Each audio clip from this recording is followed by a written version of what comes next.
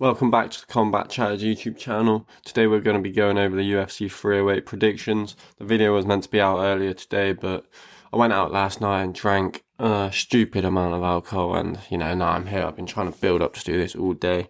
Wasn't going to do the video, but I thought I've just started coming back. I'm not going to miss out on doing my predictions, so we're going to breeze through these, talk a bit more about the sort of main card and main fights, but these prelims I'm just going to get through because I don't know if I can sit for 40 minutes without, driving my head through the table because I'm talking too much. But we're going to get started off. There's been a couple changes on the card. Ranat Fakhandirov is now fighting Carlos Leal, which is a different matchup, but we all know what Ranat's going to do. He's going to try wrestle. He's going to take him down, and I think he will succeed doing this. You got to be a special type of fighter to be able to really stop not a special type of fighter, because we saw Delby do it. Who did we see? He went to a draw with Aleski dos Santos as well, so maybe he won't win. MMA predictions right now just all over the place, but I'm going to go with Ranat. He's a good wrestler. Going to control where the fight goes most of the time. He's shown to be okay on the feet at certain times as well. Not been getting destroyed in the sort of moments he does have on the feet with most fighters. But yeah, I'm going to go with Ranat. Going on to the next one is Ismail Nuradiev. Fucking hell, I cannot. My brain right now is not working. He's fighting Bruno Silva. Bruno Silva obviously been on a bit of a downslide, losing his last time out to Chris Weidman via eye pokes. Got hit with that savage 1-2 eye poke, which, could put an end to any fight, because you do not want to be getting them eye pokes and then the ref just letting it go on and the UFC does nothing about it. So it is what it is. I am going to go with Ismail Nuradiev because, he is the younger guy. I think Bruno Silva's just starting to show signs of being washed. He's been in the UFC before, only got cut because he's lost to Sean Brady. I just think he's the safer pick. The younger dude, he's going to have more to give in the fight when it gets in those sort of rougher moments down the line. Farid Basharat versus Victor Hugo. Good matchup. Victor Hugo does everything he can to try and knock you out. He's a big he's just an explosive guy all around. Gonna do everything he can to stop Farid, but Farid, unlike his brother, isn't the one to be fraud checked yet, sitting at 12-0. I think wherever the fight goes, he can control it. He's good jiu-jitsu, good striking, and I'm gonna go. I think he might. I'm going to go decision. I'm going to start giving some predictions on what's actually going to happen now we get into these better fights. Obviously, they're all good fights, but I'm just sat here just sweating out my chair. I don't know even why I'm doing this. I should be in bed right now, but I'm not going to moan anymore and bore you guys. Yeah, Farid Basharat's the safe pick on that one of the bigger favourites on the card, and I think for a reason. Going on, talking about favourites on the card as well, going into the next one, Kennedy Nzechukwu versus Chris Barnett. Waiting 2 years for Chris Barnett to fight now, and he's finally back, and he's not picked an easy matchup. Kennedy Nzechukwu coming up, he's been up from light heavyweight for a couple now. Obviously got that big win that we all remember against Carlos Ulberg, and I think that he is the safe pick. At heavyweight, I don't know if his chin's the same. He can kind of get gassed out. And Chris Barnett, although he is very deceivingly looking, he's if we're going to be real, he's just a typical fat bloke like most heavyweights are. But I think he's got a decent chance at Barnett and pulling off the upset here. But I am going to go with Kennedy Nzechukwu. I do think he'll get probably a second round finish. He's just such an awkward guy to fight. Big, lanky, got the range. Barnett, you just got to aim some teeps to that big round body of his, and hopefully you start wearing him down. And just hope you don't get hit by some crazy spinning kick to the fucking side of the head. And you'll probably be alright, because we have seen some people beat the absolute shit out of Chris Barnett, who are not on a great level. Obviously his last fight, I think, did it get called because back of the head shots maybe? One of his losses got overturned with back of the head shots, but he was taking a big beating in that one. And I think he's probably going to lose this one. But if you are a betting man, maybe a little parlay where Chris Barnett's one of your big underdog picks on there isn't the most stupid idea on the card, considering he's probably one of the only ones paying big money back. So if you're a betting man, maybe that's one to look at. But yeah, I'm going Kennedy Nzechukwu. I think he'll get the win here. Abbas Magomedov versus Bruno Ferreira. obviously Bruno Ferreira made a big stamp into the UFC after knocking out, who was it? It was Gregory Rodriguez brutally, and we know how good Gregory Rodriguez is.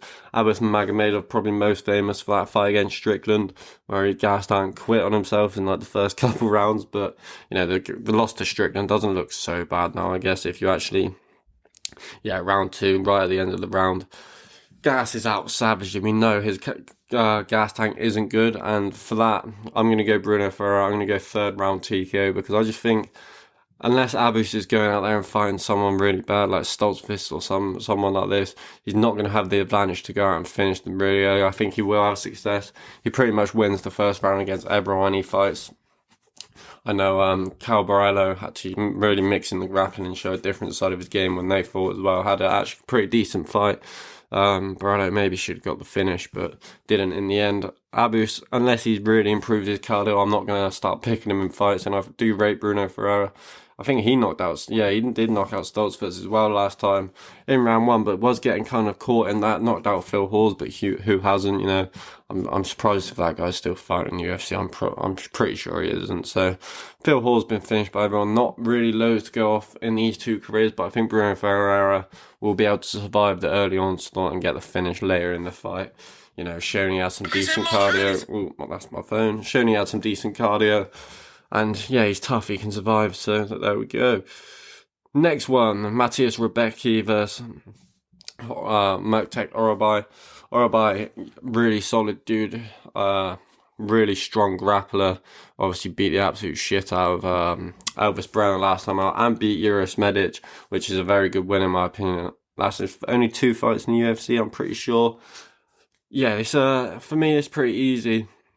I do like Rebecki, he's a decent fighter. I remember him getting, absolutely beat the shit out of in his last fight. Diego Ferreira putting a whooping on him. So it's going to be tough to come back from that. A guy who's got good striking as well, by he's got, we know how strong he is. When he locks his hands on you, it looks like you cannot get him off. And he was piecing up Elvis Brenner on the feet. I don't think Elvis Brenner is as good as people once thought, but still piecing him up on the feet easily as well, and just ragdolling him all over the place. So probably one of my favourites of the night, one of the easiest picks on the card for me is Mertek Orobai, and that's what I am going with. I'm going to go easy, dominant. I think, will he get the finish? I think it's probably going to go decision, He might get a submission win.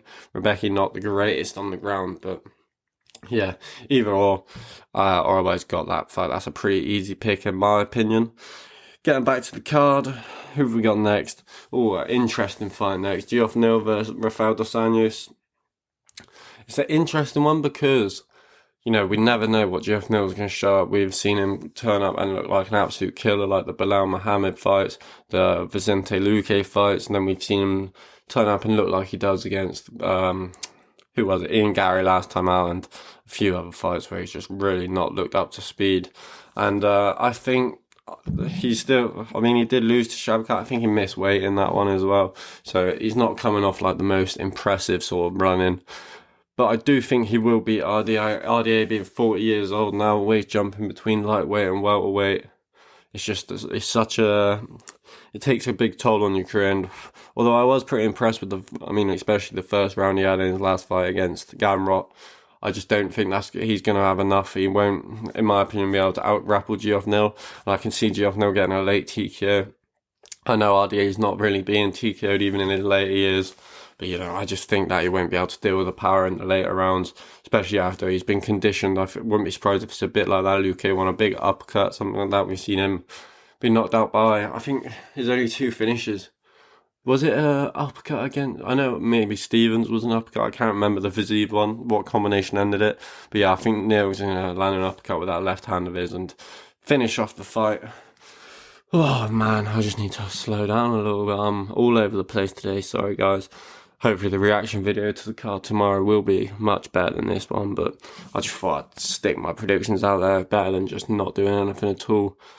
So next on the card, Ibo Aslan versus Rafael Cucurella. Not gonna lie, I have no idea about this one. Aslan did have his fight on the Contender Series last year. Also won up against Takauj as well, which, you know, it's not a great win. Got his loss back that he did have.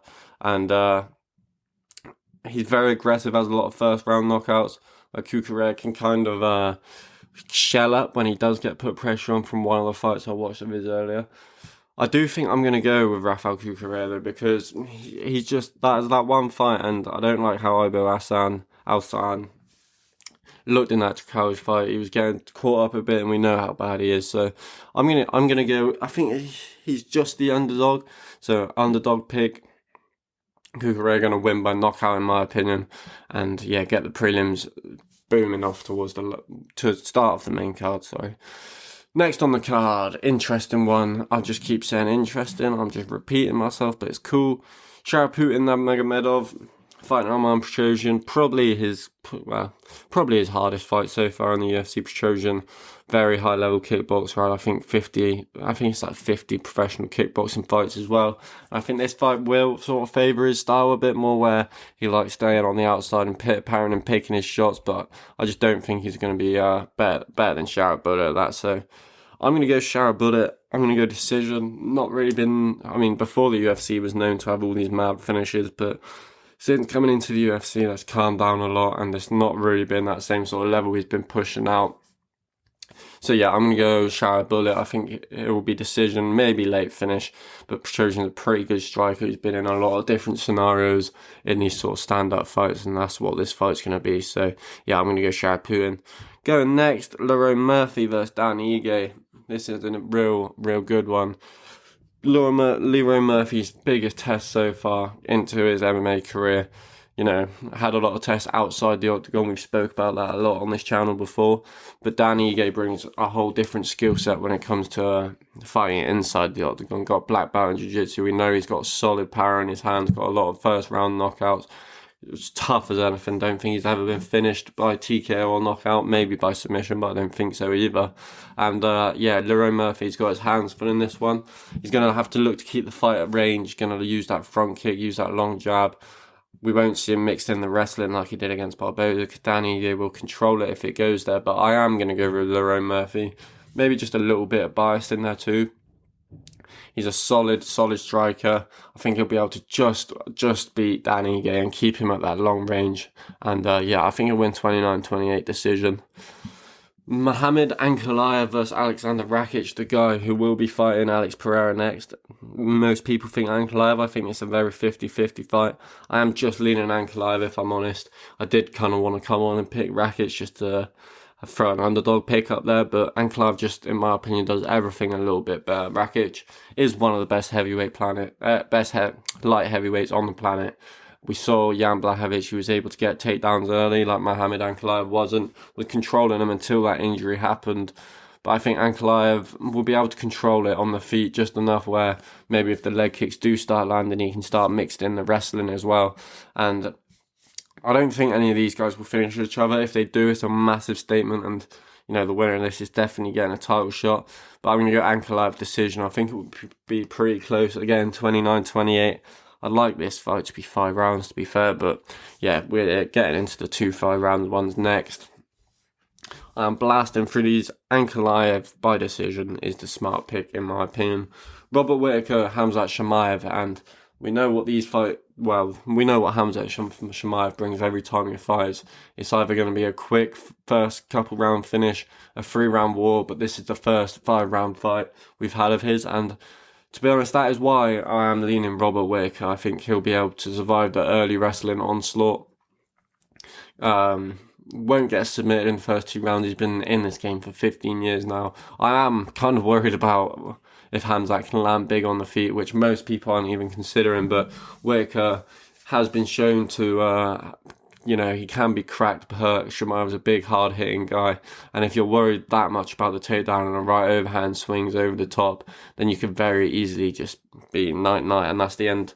That's the end of Robert Whittaker's title hopes if he loses this one, probably. So he needs this win. I think he will get this win. I'm so split on this one, whether to go Chimaev early or Whittaker late. I'm going to go Robert Whittaker 4th round TKO. I think he'll survive the early onslaught.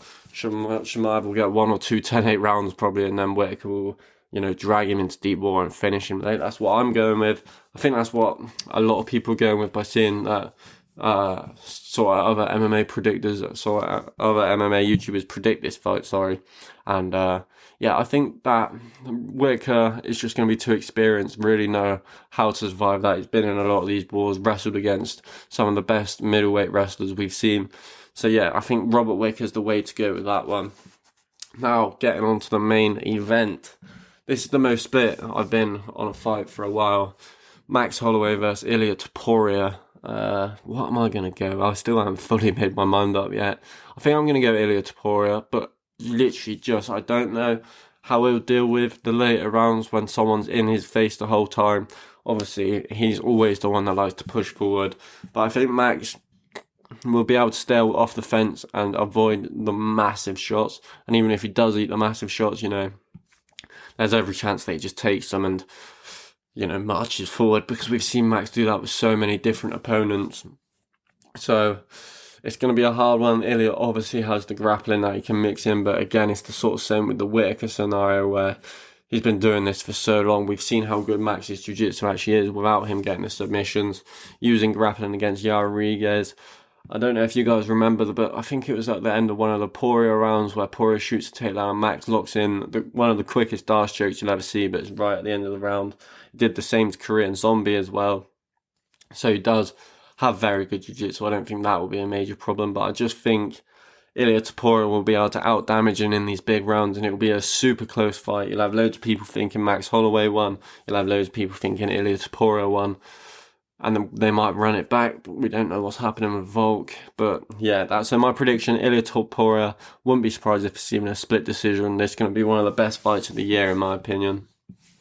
Sorry I couldn't spend more time actually breaking down the fights, because man, I'm struggling. It's my own stupid fault. I don't know why I did that, but yeah, it is what it is. And I'll bring much more energy and much more of a lengthy breakdown to what we saw at UFC 308 when I'm breaking down the fights tomorrow. It's on early for us in the UK, so I'm hoping there'll be a video out around 8 o'clock of my thoughts on the fights. Maybe someone else will do it with me as well. There's going to be a few of us watching it. So yeah, look forward to that more than... I'm sorry this couldn't be a better quality video, but yeah, I'm not going to start repeating myself on how shit I feel. I hope you guys enjoyed. Like, subscribe, looking to come back fully now and start making videos. Well, kind of videos, aren't they? Videos again. So, hope you guys enjoyed, and we'll speak tomorrow.